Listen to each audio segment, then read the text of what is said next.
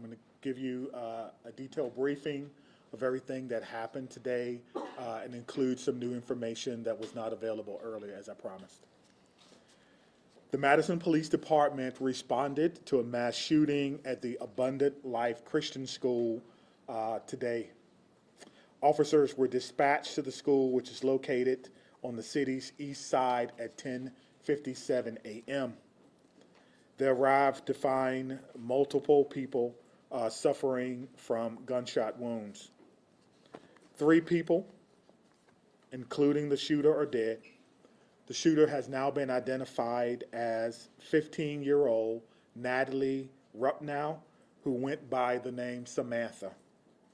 She was a student at the school, and evidence suggests she died from a self-inflicted gunshot wound.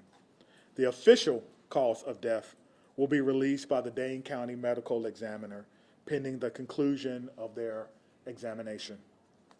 She was pronounced deceased while in transport to a local hospital. A teacher and a teenage student were pronounced dead at the scene at that school. 6 other students and a teacher were injured and taken to area hospitals. 2 students remain in critical condition and have life-threatening injuries. A teacher and 3 students were treated for non-life-threatening injuries. 2 of these have been released and discharged from the hospital. The other 2 survivors are considered to be in stable condition. At this time, we believe there was only one shooter involved. We are still working to determine a motive. Detectives have talked to her family members this evening, as well as conduct a search of the shooter's home here in Madison. The shooting happened inside a classroom in a study hall of students from mixed grades. A document about this shooting is circulating this time on social media, but we have not verified its authenticity. The Abundant Life Christian School is being monitored by police overnight. At this time, no one is allowed inside or on the school property. The Madison Police Department is aware that people are hoping to hold a vigil at the school tonight. We're asking you not to do that, as this location is still an active crime scene. So I'm going to go over the timeline of events for you.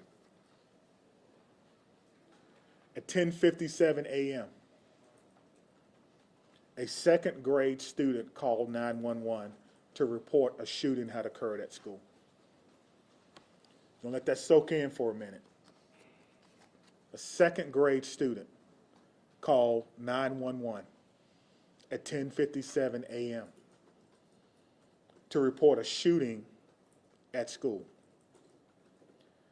Officers were dispatched to the school at 10:57. A deputy with the Dane County Sheriff's Office was the first officer to arrive on the scene at 11 a.m. 24 seconds later, the first Madison police officer arrived on the scene at 11:01 and immediately entered the school. Officers bravely entered the building as soon as they arrived, not knowing what they were going to encounter. At 11:05, officers inside the school alerted people that the shooter was down and that a gun had been recovered. At 11:05, the Madison Police Department also began setting up for parents and guardians at what we briefly described earlier for you as a reunification center that occurred at 11:05.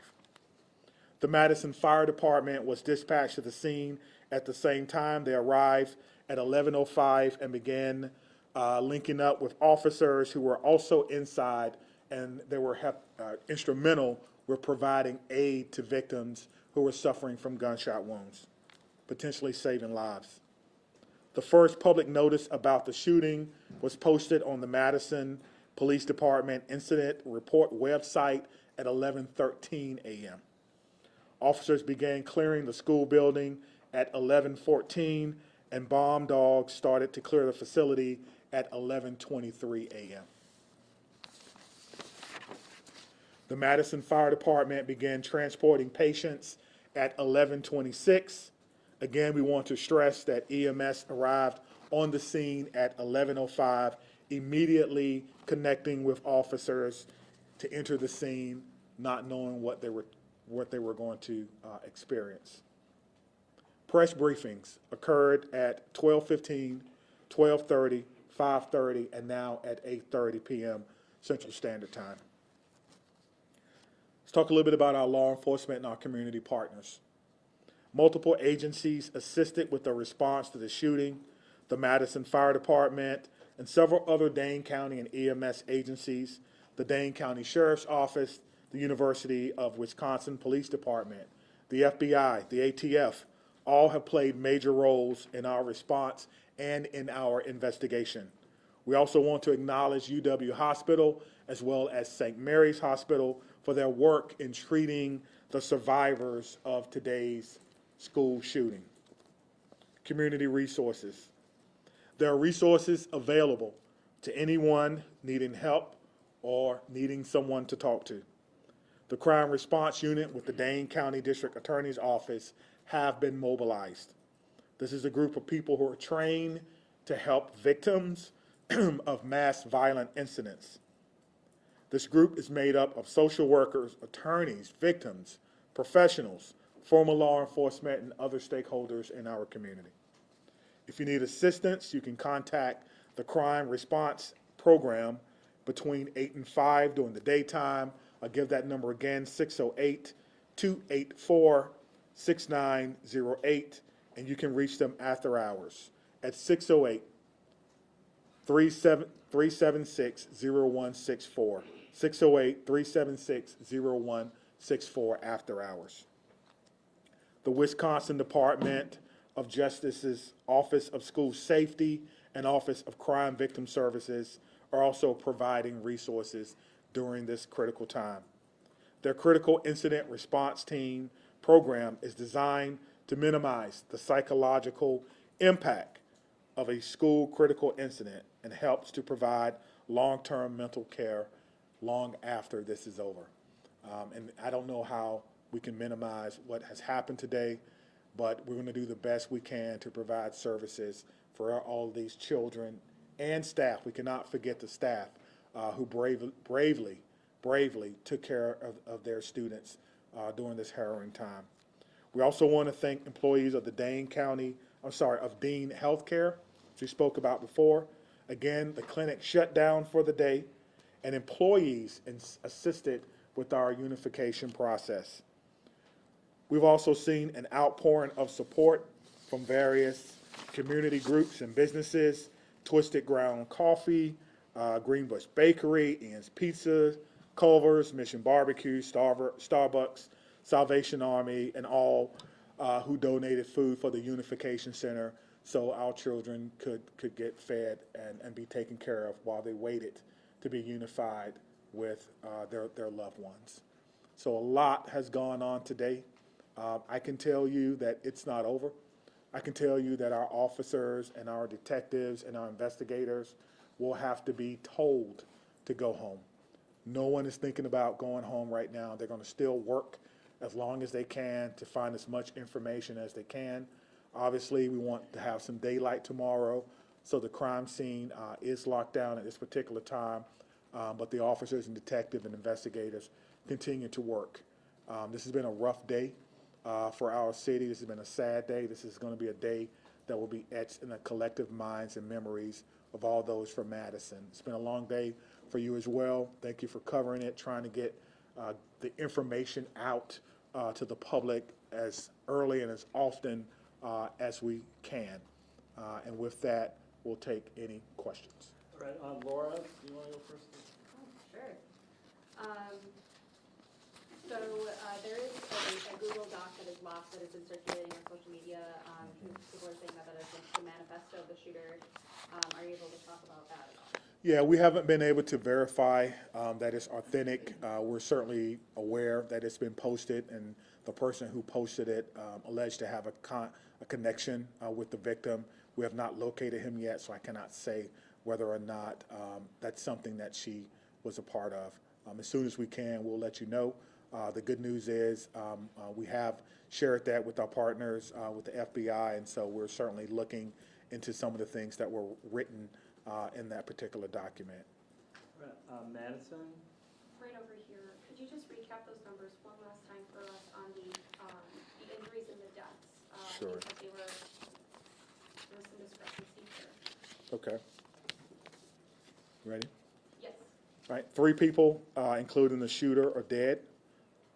Identified the shooter for you. A teacher and a teenage student were pronounced dead at the scene. 6 other students and a teacher were injured and taken to area hospitals. 2 students remain in critical condition and have life-threatening injuries. A teacher and 3 students were treated for non-life-threatening injuries, and 2 of those have been released or discharged from the area hospital. I'm just going to jump in. It's 2 students in critical condition, and then 4, including a teacher, and 3 students with those non-life-threatening injuries. Thank you. Lucas from the State Journal. How did this 15-year-old get a hold of this gun? Do you know at this point, was it given to them? It's a good question. How does any 15-year-old get a hold of a gun, or anyone for that matter? You know, you get into the philosophical question about guns and gun safety, something that we all should be talking to our loved ones about. That's something that will be a part of this investigation.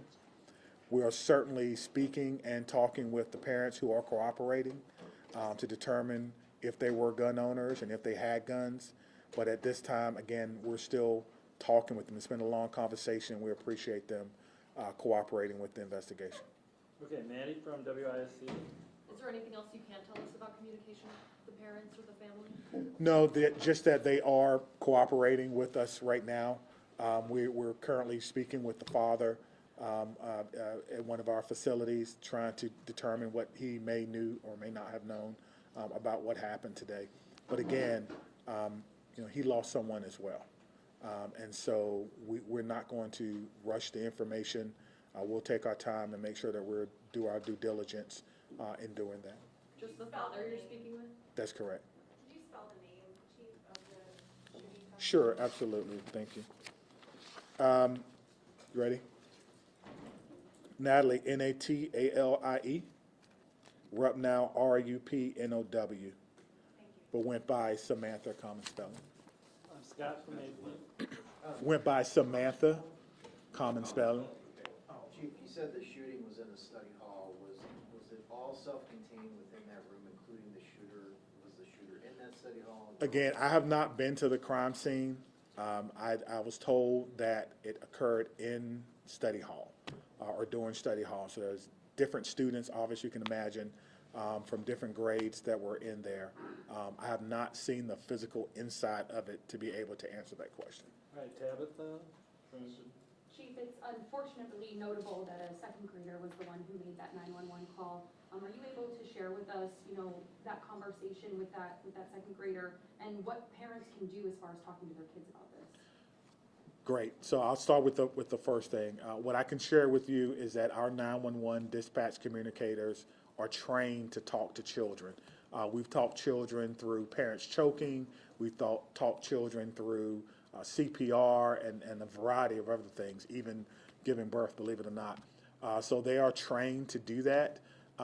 But to me, it makes my heart skip a beat to think about that. Now, we teach our kids, if something's wrong, call what? 911. And so the child was able to do that. Give me your second question again, please. Yeah, you know, when it comes to terms of parents talking to their children about this, specifically about what happened today, but then also, you know, calling 911. Yep. So the message for parents, for me, is simple. It's the same thing that I would tell my children. Listen to the instruction of the adults in the room. Run, find somewhere to hide, find some cover, find something that may shield or guard you. But the most important thing is listen to the adults in the room, because they've gone through the training to perhaps keep everyone as safe as they possibly can. Evie from Wisconsin Law. Chief, there's been a lot of misinformation online, including from prominent Moms for Liberty activists in Wisconsin claiming that the shooter was transgender, which is a reaction that we see across the country in wake of mass shootings, to claim that trans people are dangerous. Can you respond to that directly in regards to this? Yeah, I don't know whether Natalie was transgender or not. And quite frankly, I don't think that's even important. I don't think that's important at all. I don't think that whatever happened today has anything to do with how she or he or they may have wanted to identify. And I wish people would kind of leave their own personal biases out of this. We have people who showed up to work today to help kids be better who are not going home. And we have lost members of our community who are children, including the shooter. So whether or not she was, he was, they were transgender is something that may come out later. But for what we're doing right now, today, literally 8 hours after a mass shooting in a school in Madison, it is of no consequence at this time. And so I would encourage people to be responsible with your social media. I won't go into some of the things that I've seen on social media that quite frankly are incorrect, that are not true, that are just not helping at all. And I choose not to breathe life into that because it's negative and we don't need it right now. We need to come together as a community and heal and try to wrap our arms around those who survived yet another school shooting in Madison. And that's where my focus will be for the very near future. Adam from CBS 58. Right here in the middle. Question for Trish. A few weeks ago, we spoke after the Kenosha incident in which the student actually, it was not a real gun. But we talked about copycats. What is the DOJ doing in the next couple of weeks? Even Chief Barnes or even Special Agent in Charge Hensel about the next few weeks, copycats or possible threats? Thanks for that question. Trish Kilpin, Wisconsin DOJ Office of School Safety Director. It is true that in light of school shootings, we also see an uptick, a contagion effect of other school threats. Today in Suso is our Speak Up, Speak Out Wisconsin tip line where people can report concerns. We have seen an increase in planned school attack tips. Since its inception in 2020, we've received over 350 tips about planned school attacks that can be averted. Often after an incident such as that happened today here in Madison, that people start to think about, I should have reported this, I have knowledge that someone could be planning a school attack, and they need to have a place to report that. So we encourage the community at large, students and families, to report to SUSO or their local law enforcement or local school officials if they have concerns that somebody is planning a school attack. Targeted violence is preventable. When somebody decides to use violence, it's often to redress an upset or a grievance, and they progress down a pathway towards that violence. And when they do that, they often study previous school shooting incidents. So I implore you all to be responsible in terms of how we report this. We do not want to give a blueprint of a manifesto to future people who are thinking of solving their upset with violence. And so Speak Up, Speak Out Wisconsin has received an uptick in tips today. I have communicated with schools across the state as well as with DPI about how to manage and handle those tips, whether it's an anonymous threat or a threat specific to a student. At my office, we teach across Wisconsin behavioral threat assessment and management. This is the process rooted in the scientific body of knowledge of threat assessment of how to determine if a child poses a threat or has made a threat. We have trained thousands of people across Wisconsin, and we continue to do so. So we encourage schools to contact us for information on those trainings and on those tools that we have available to all schools, public and private and tribal, to prevent school violence here in Wisconsin, which is our mission. All right, Sarah from WPR. What are the gun policies at the school? Are guns allowed on the school property? For example, are staff at the school allowed to have firearms? No, we don't have any guns on the school grounds. We don't have it posted as a gun-free zone, but we don't allow the students even in the elementary, if they're playing out on the playground and they want to make finger guns, we don't allow that. So we talk about guns in the way that we feel is responsible, that they are to be used by those in authority and those who have a need for them. but that we at school have no need for guns. And so no staff as well, or not? No. All right, Danielle, I think you guys stay up there maybe, but do you have a question? Yeah, I do. So, I guess this one is for Chief Torrance. Okay. So was the second grader, in the classroom where the study hall was occurring when she made the call, or was she in a different classroom? I think it was in a different classroom, but obviously the sound of a firearm is usually unmistakable. And then again, we heard how the teachers reacted, lockdown. The students know what that means, some level of preparation, and then of course a call from the student, 911, of an active shooter. Just want to speak to something that was said in the back about copycats. I can't remember who asked that question. So anyone who makes a call or threat to a school, we will investigate that. And if you're found to be the person to make that call, you will be arrested. You will be arrested. All right, Ken from WKDT. Yeah, Barbara, I know this is still incredibly early, but is there a thought process on what the school would like to do in terms of security moving forward? Rethinking what's currently in place? I know we talked about the facial scans, but does the school feel like it needs to change anything about its security apparatus? So we're not the experts in security. We work with the experts in security, and so obviously as we go through this process and review it, we'll talk with those who have better knowledge than we do.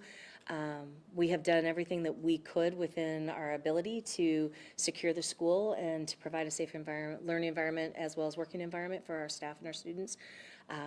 But as we review things, that would be something that we continue to do with our Madison Police liaison and then the Office of School Safety. So I can't speak to that now just because it's so close, but obviously that is something that we will continue to look at. We want our students to feel safe and our faculty to feel safe and guests to feel safe when they're at Abundant Life. I'll speak to that. Jenna? Let me just speak to that again. We stated this earlier, there'll be an after-action report where our police department, fire department, all those who are involved will sit down and we'll go through this event. And so the after-action report is not to find fault. It's not to find liability. It's to find areas for improvement for everyone. If there is a recommendation to be made, we will make that recommendation. But this does not a recommendation to be made. We won't do that. But we will look to see what we can do as a form of continuous improvement. I think that's very important. Can you talk about the gun that was used? I can't. I haven't seen it. It's obviously, it may still be on property because you have to be very careful about how we take things from the scene and how we document those. But I know it's a handgun, but I cannot tell you any other characteristics of it at this time. All right, Jenna? I'm sorry. Chief, was Natalie on your radar at all, on MPD's radar, and have you ever had any sort of interaction with her previous to today? I don't know if we've ever had any interaction with her to today. That's something that our intelligence analysts will be looking at and going through. Again, we've recently made the positive ID, and so that will be part of the investigation. To my knowledge, I'm not aware that we have had any issues with her. I think if there were, we certainly would have had some type of intervention, but I'm not aware of that. But again, that's part of the investigation. We have a criminal intelligence section, and part of their job is to kind of do background on people and where they are. And in addition to that, we also have some resources from the FBI, just in case people live other places, right? Not just in Madison. And so we're trying to put it together. I think that's what you're trying to get at. What do we know about this person? All right, we'll get back to you, but Okay. one of you from ABC? All right. Is there any additional information that you can give to us on Natalie? What her academic record, disciplinary record, if any? Was she integrated into school? Did she have friends? Is there any color you can share with us on, if there were signs of bullying or anything like that? Yeah, so obviously that may be a question from the school, but I don't think they can answer that right now. She is a child, and so you're asking about, some personal and private things about them, but I don't think they would be at liberty to share at this time. But certainly if she has friends, people will say what they think about her, but just be careful with that information and sharing that. Again, she's still a child, and so some of those information we will not be able to share with you. Okay, Whitney from CNA. We've covered, several cases recently where parents are eventually charged. Are you questioning the parents with the, in mind, there might be potential charges for the parents? No, the parents are fully cooperating. We have no reason to believe that they have committed a crime at this time. Mills? As far as the suspect goes, do you know if she planned the attack? And then also too, do you know if she lived with both of her parents or one? Yeah, again, that goes to motivation, which we are not fully aware of at this particular time, and whether or not who she lives with, that kind of speaks to some of her personal attributes, which I'm not going to discuss at this So time. do you believe she planned this? I do not know. I do not know. All right, Ashley from WI. Right here. Hi. Can you tell us at all what may have been recovered in the search of the shooter's home, and also what grade was she in? I'm not sure what grade she was in, but they're still searching, and so they're still going through evidence in the home, and so we do not have a complete list of the things that were collected from the home. Again, that was done with the consent of the parents. Earlier, we talked about a search warrant. We did not have to execute that search warrant because we had the full cooperation of the parents. Were there any weapons? Again, that would speak to what was collected, and I don't not know what was collected because I believe they're still working to go through that home. All right, Blake. Chief, back here, can you confirm at this point the investigation if the home on Delaware Boulevard is the suspected shooter's home? Yes. And second part of the question, you talked about your officers running in to that scene. Can you talk about the conversations that you've had with those officers and what is kind of going through their mind mentally right now as they begin to kind of tackle this? Yeah, as they begin to kind of sit with what they were asked to do today. Before any officer can leave today, they have to go through what we call a checkout procedure.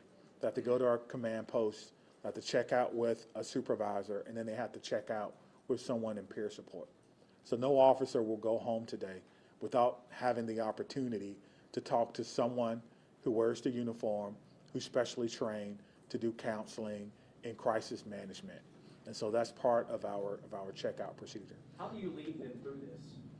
You know, we do that through compassion, through leadership, through training, through togetherness, through the support of the community, through understanding that this is a job that is very noble, that is meaningful work, and that my job, our job as leaders is to make sure that our work is safe and meaningful. It's safe because we have training and tactics that we employ. We did that today. They know exactly what happens during an active shooter. Stop the killing, stop the dying, stop the threat, then treat other people. They all know that, and they all did that today very, very well in cooperation with other law enforcement officers from around the county. And so that was our message that we've been talking about for a very, very long time. We were able to do that today very, very successfully, well, as successfully as we could. And so today, again, tonight, officers will have to sit with that. We have peer support, EAP, a variety of things available for those officers who had to endure that today. So thank you for asking that. All right, Laura, Okay. real quick, and then we gotta get out of here. All right. So this shooting occurred a couple of hours into the school day. I'm wondering if there were, if anything was reported about, this young woman who did the shooting, if any teachers said anything or any other students. I would not have information about whether or not she had a record with the school, and quite frankly, that would not be something that we would be able to release.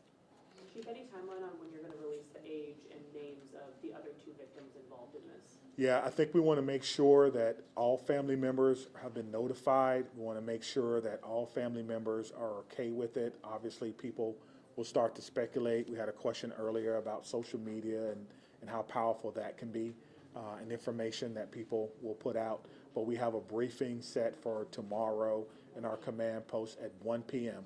And so that will be one of the topics of consideration, being able to put out the names of those persons, children, staff member, who lost their life today trying to protect each other and yet another school shooting. So we'll be back here tomorrow at 1 p.m. and we should wrap it up. Okay, that's all I have. Thank you so much.